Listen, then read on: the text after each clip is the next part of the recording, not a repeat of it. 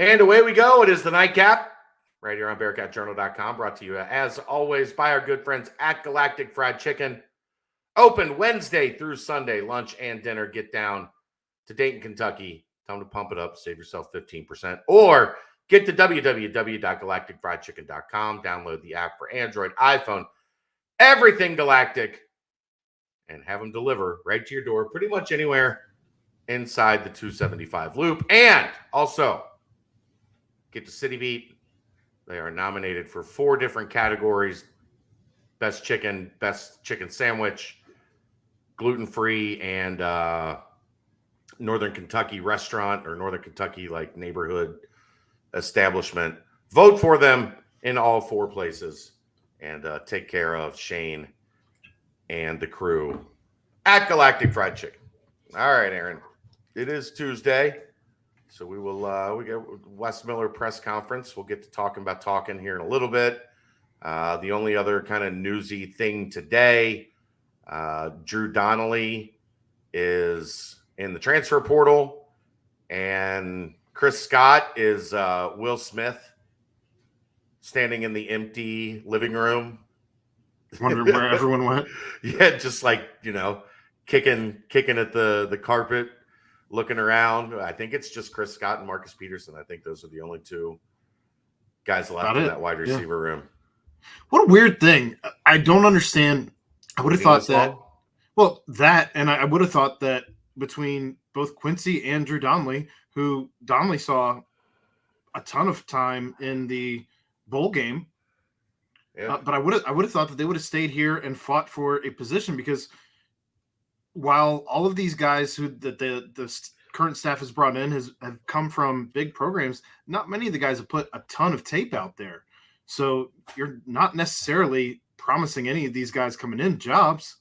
Right. So you have an opportunity to play for your spot. And I guess I don't know if he's going to be one that ends up up in Whiskey along with, Quincy and Will Pauling. But I guess it is what it is. Just because you enter the portal doesn't mean you're necessarily staying in the portal, but that's where we are now. Yeah, I mean, this one, like, classes started a week and a half ago. Like, getting my mind around this one has been a little bit of a challenge, but maybe it's just a matter of met the new wide receivers coach, got down into the weight room, didn't feel the vibe, maybe felt like he was standing in that empty room with Chris Scott, looking around and wondering where everybody went. You wonder how much, the psychological side of it played into it. And the thing to remember, like, his dad was an Ohio State legend. So his dad was connected to Fickle that way. Sure. I guess in that regard, not overly surprising. But I was excited for Drew Donnelly. I thought Drew Donnelly had a chance to be a really good wide receiver here. I don't know that anyone was more excited than Jeff Howell, who is a track guy himself. And so he was enthralled with the numbers that Donnelly had put up in high school. So going to be okay tonight? We'll see. We'll find out here in about a half hour. Another newsworthy thing that we didn't mention that I feel like is worth mentioning, the Cincinnati Bearcat won Mascot of the Year again. Yeah. And the cheer team won national championship for best game day. So those are both championships that they also won last year. So back-to-back in both the mascot and game day cheer, co-ed cheer, and those are my people. I love Chris that coaches the mascots, and the cheer coaches have always been great to Bearcat Journal, Tim and Tabby. So super, super, super happy for my crew on the cheer and dance and Bearcat side of things. Chris, if you're watching, Kelly said she wants a ring, so that's on you. the karma from doing the Get Well Kelly We Love You sign propelled them to a national championship. So so she's part of the team. Yeah, she's part of the team. We need to get her in the Bearcat one of these days. Yeah, that would be funny. Also, let's get to the Tuesday staple.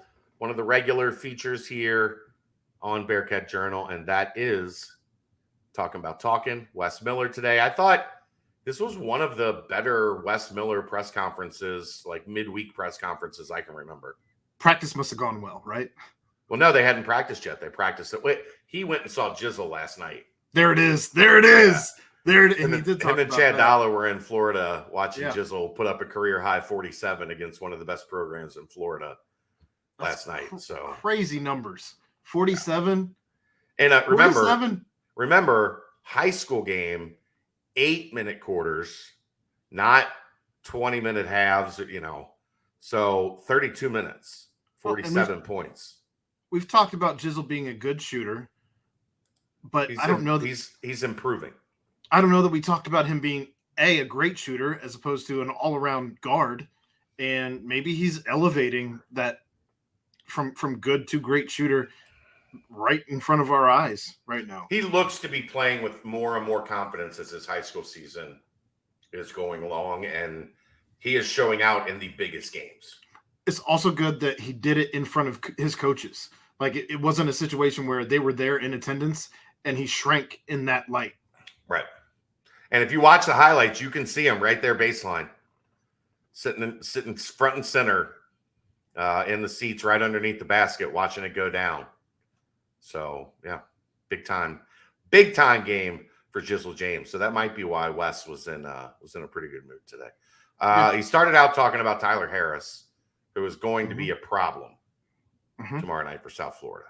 A problem. Yeah, he went on to elaborate as well that, you look at South Florida's record and you don't necessarily see a team that you should fear. But then talked about how just because you look at the record doesn't mean that that's a reflection necessarily on where that team is as far as how you should be looking at them as an opponent. As they went, toe-to-toe with Temple, they obviously had Houston on the ropes, and Houston came back. South Florida should not be taken lightly. I think this is a game where, again, we talked about the momentum that can happen if they win this game and have, 3 straight wins as you come back home to play Memphis. That's going to be huge if you can get out of Tampa with a win. And he wasn't real shy to talk about how good he thinks South Florida can be. Well, I mean, we've watched Tyler Harris enough. He's been around for like 7 years. It's year 6. He did 2 years at Memphis, a year at Iowa State, a couple more at Memphis. It was 2 separate stints at Memphis. Yeah. There's a guy that Mick Cronin recruited him to Cincinnati. It feels like Mick Cronin was the coach 12 years ago at this point. It seems like it was so long ago. Thanks, pandemic. Yeah. He can shoot, man. He can really, really, really shoot the basketball. And he's one of those dudes, there's no range. Wes talked about in one of the Memphis games, the game at Memphis last year, he hit one at the end of the game that was 8 feet behind 7 or 8 feet behind the arc. Just the bang. right sideline. Yeah, just bang. Right in front of the bench. Just cold-blooded. So got to watch out for him. They've got a good big man, so that'll be a good battle between him and Vic. They're not very deep, so that could be an area where Cincinnati exposes them a little bit, but we haven't seen Cincinnati play very deep these past couple of games either. So really 7.5 kind of with JD, Dan, and Josh. So Wes, a lot of good things obviously to say about South Florida, and not to get caught overlooking, especially in that arena where Cincinnati has won a lot, but won a lot of close games that were like jabbing a hot fork in your eyeballs. Yeah, the spread right now has Cincinnati at 3. The over-under, I believe, was 141.5. Yeah. We'll get to. I think on these nightcaps when we have games coming up the next day, we gotta bet Fred the picks, right? Sure. I think they're sponsors. Might as well. They're sponsors, so we might as well work them in when we have the opportunity. Also talked a lot about Vic today. Yeah. And Vic's development. What'd you take from all that? Just you can hear the confidence that Wes has in Victor Larkin, and just he sounds almost as in awe of how Vic's game has elevated this season, as we all are. I think that it was brought up that he only played 3 minutes against Memphis last year, and so wondered if that had been a thing. He said he hadn't talked to him about it yet, but just I don't know. I mean, these are the kind of games where everyone has to show up, show out, and if Vic continues on the trajectory that he's been on, this should be a game where he, with Dave being off of late, unless he finds it against South Florida. This is one where Vic's going to have to step up. Yeah. Anything else? There's a bunch of stuff. Anything else that jumped out at you? Yeah. For me, the biggest thing that I really latched onto in this presser was one thing that we've talked about here, and that has been Kalu and Davenport and how they've accepted their new roles, and how Kalu has we saw that in the tea leaves. We saw that obviously he's doing things right in practice, keeping his head the right way, but he came here expecting to be a guy with a lot of minutes, and that has not been the case in his last year. Wes talked about exactly that, just how hard it is to be a guy that thinks you're getting extended minutes and then to get here and not get them. Yep. And, that's not easy for a guy. I've seen locker rooms torn apart for less. Sure. I've seen guys sell their car on Craigslist, drive to Chicago, and get on a flight to Spain. That's the craziest thing ever. But yeah, I mean, we talked about it. We knew that it had to have been a thing where you're doing things the right way. You're not slouching. You can see the body language, and I have never once seen body language in Kalu or in Davenport that exhibits anything other than we are bought in on this team. We're in. Yep. And what we're seeing has clearly translated to the locker room and translated into those relationships with coach, where Wes said he texted him, heralding the way that he's taken on, these measly minutes to Kalu, and Kalu was just like, I just want to win, coach. And you love to see that. From a coach, that's the only thing you want to hear, right? Well, and see. Right. More importantly, you want to see that exhibited in practice and in game situations, regardless of what that playing time ends up being. And Kalu's clearly doing everything the right way. Let's anything else? I'm trying to remember what else was there. I don't think that was most of it. I think that was most of it. All right. Well, then let's get to the Betfred portion of this podcast. And Aaron, what'd you say the line was 3.5? What's the number? It's 3. Okay. The line's 3. What's the over-under? 141.5. Oh, under.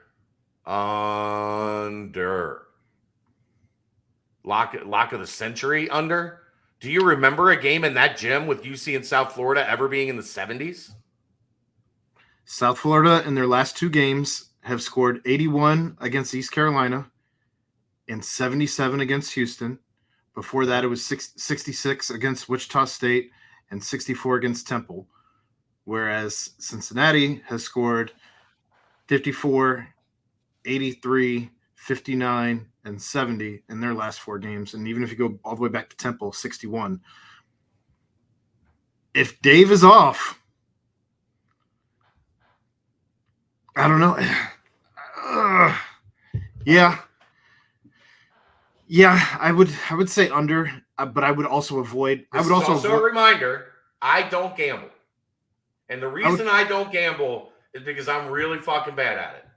I'd probably avoid the over under if I was betting. I don't know that I'd even parlay it, but that's just me.